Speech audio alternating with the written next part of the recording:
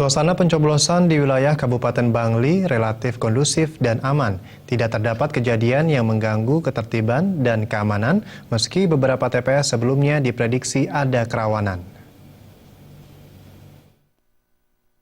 Bangli AKBP Danang Beni Kuspriandono sejak sebelum pencoblosan telah siaga penuh dalam melakukan pengamanan Pilkada Bangli.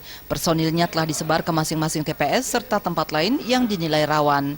Dalam pengamanan kali ini, selain mengerahkan kekuatan Polres dan Polsek, pihaknya juga mendapat bantuan BKO dari Polda Bali serta bantuan dari TNI dan anggota Linmas. Dari sejak awal telah melakukan patroli dan pemantauan ke masing-masing TPS hingga pencoblosan dan penghitungan suara. Situasi di Kabupaten Bangli relatif aman dan kondusif.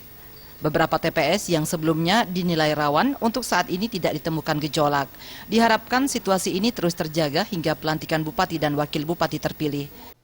Dengan selesai pemungutan suara, situasi di Kabupaten Bangli masih dalam keadaan aman kondusif. Sampai dengan saat ini belum ada. Tadi malam ada isu-isu, kita cek di lapangan tidak ada. Berapa kekuatan yang masih disiagakan? Kalau dari Polres semuanya dengan BKO Polda jumlah kekuatan 496.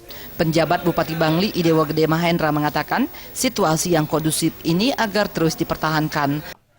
Kita himbau apa yang menjadi pedoman-pedoman yang sudah tertuang ya bisa itu dipakai sebagai satu dasar ataupun pijakan dalam kaitan dengan pelaksanaan sampai dengan di pemungutan suara.